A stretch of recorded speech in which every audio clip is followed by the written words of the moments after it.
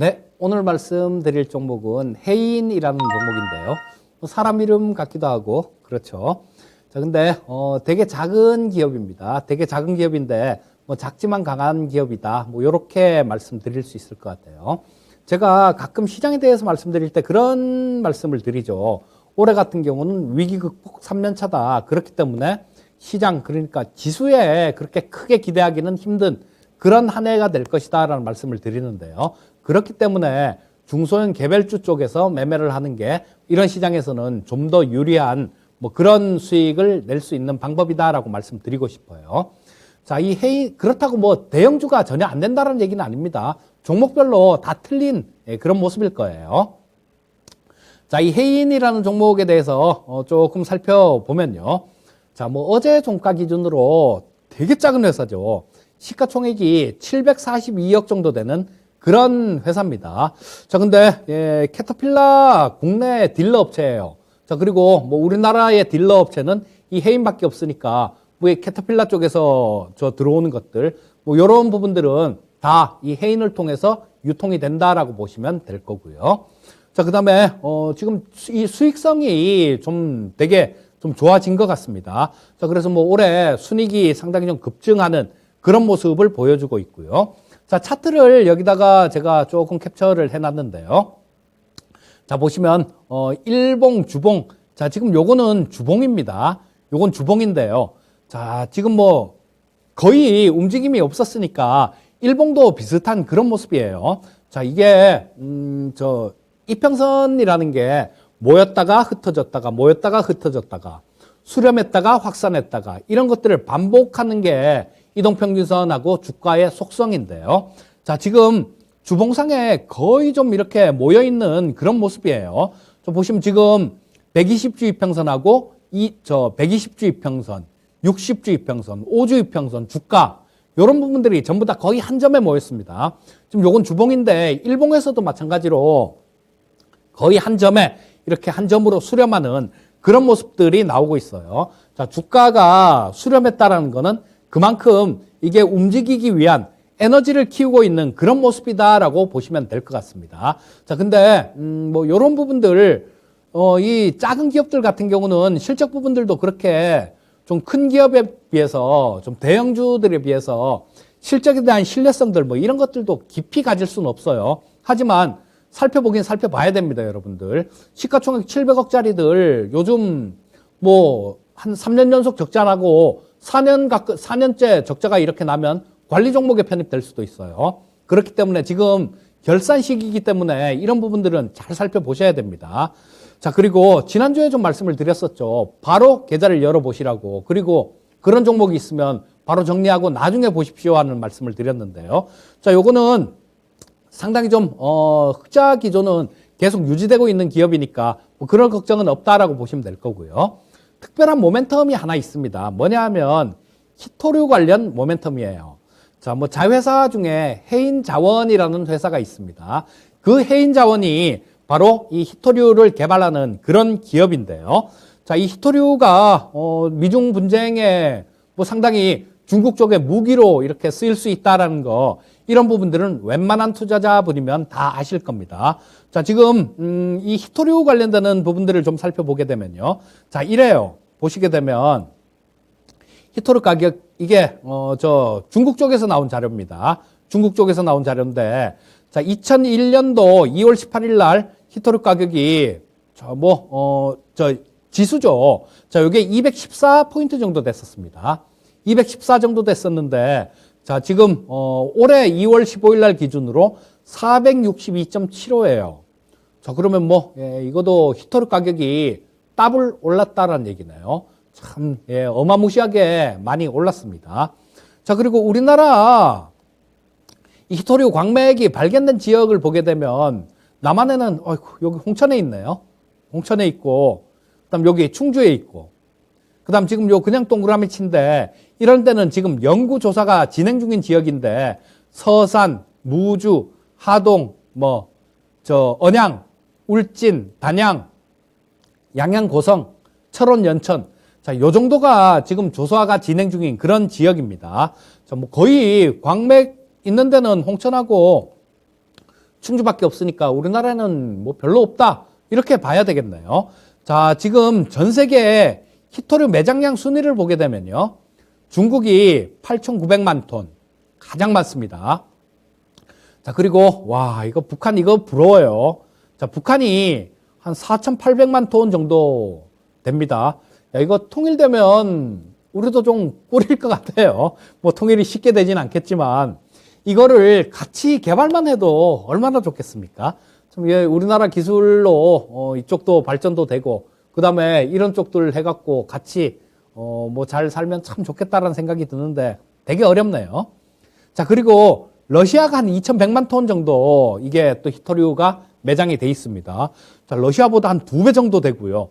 야, 땅덩어리에 비해서 북한이 엄청나게 많은 히토류를 보유하고 있대요. 자, 뭐 여기 보시게 되면 빨갛게 이렇게 표시가 된 지역이 다 히토류가 묻혀 있는 그런 지역입니다. 미국이 한 1,400만 톤 정도 되고, 자, 그 다음 뭐 호주가 조금 있고, 자, 그렇다면, 이거는 지금 딱 봐도, 히토류가 상당히 뭐 중국 손에서 그냥 가격이 좌지우지 될 수 있겠다.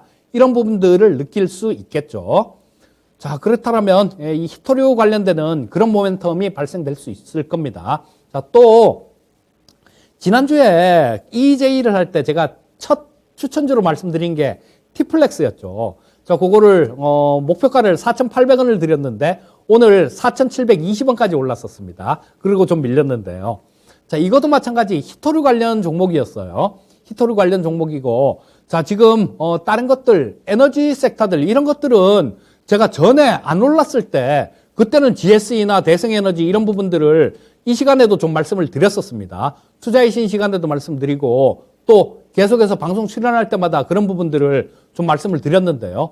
요즘 말씀 안 드리고 있습니다. 너무 올랐잖아요. 지금 쫓아가갖고 잘못하면 고생을 한다라는 겁니다. 하지만 히토류 관련주들은 아직까지 안 움직였어요. 자, 아까 뭐 이 해임만 보더라도 거의 움직임이 없었죠.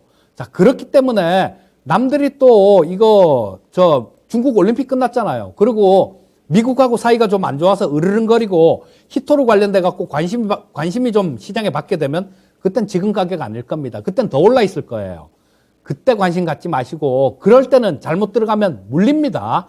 주식은 싸게 사서 비싸게 팔아야 그게 남는 겁니다. 혹자들 그렇게 얘기하죠.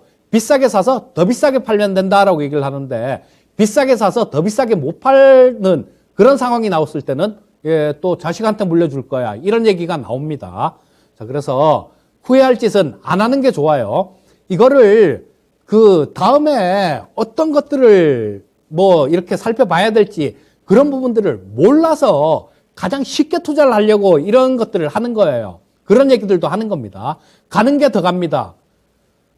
아니에요. 더 가는 것도 있지만 한창 간 종목들 10종목 한번 놓고 한번 보십시오. 그 중에 두세 종목은 가는데 7, 8종목은 빠져요. 그런데 얘기하는 건 두세 종목 간 종목, 그 종목만 갖고 얘기를 하기 때문에 그런가 보다라는 생각이 들게 됩니다. 자, 주식은 쌀 때 사서 비쌀 때 팔아야 돼요. 그런 차원에서 지금 히토류 관련되는 그런 얘기들을 자꾸 해드리고 있는 겁니다. 지난주 월요일 날 T플렉스만 봐도 좋죠. 뭐 2자리 이상 수익은 나왔을 겁니다. 자, 보시게 되면, 요게 대부분, 시가총액이 작은 종목들이 이 재무 안정성이 떨어지는 그런 경우가 굉장히 많은데요. 자, 보시게 되면 뭐 괜찮은 그런 모습이에요. 자, 이익은 좀 들락날락합니다. 자, 2019년도에 되게 좋았었네요. 2020년도에는 2019년도보다 조금 안 좋았는데 2021년도는 2020년도보다는 조금 좋지 않을까 싶은 그런 생각이 들고요. 자, 보시면 이런 부분들이 있어요. 영업활동 현금 흐름, 이게 현금 흐름표에서 되게 좀 중요합니다.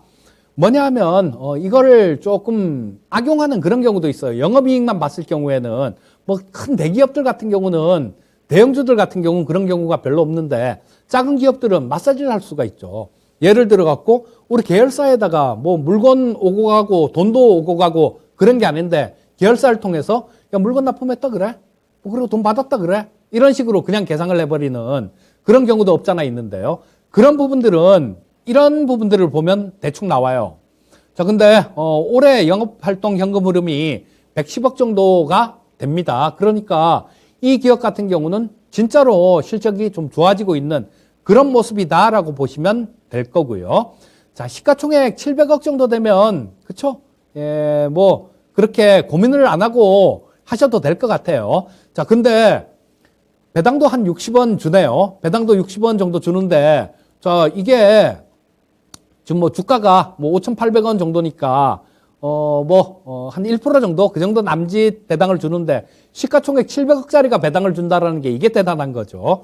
자, 그리고 PBR 기준으로 따지고 보면 지금 저때 2020년도 기준으로 0.57인데요. 지금 그거보다 훨씬 낮습니다. 자, 그렇다면 작지만 그렇게 별로 겁낼 그런 종목은 아니다라는 걸 알 수 있을 거고요.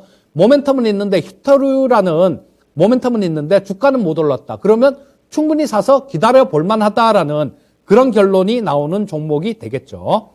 자, 그리고 뭐 영업 환경이 굉장히 좀 안정적이다라고 보시면 될 것 같고요. 자, 이게 작은 시총 대비해서 상당히 좀 안정적인 실적을 보여주는 그런 종목이에요. 자, 지금 올림픽이 끝났죠. 베이징 동계올림픽이 끝났습니다.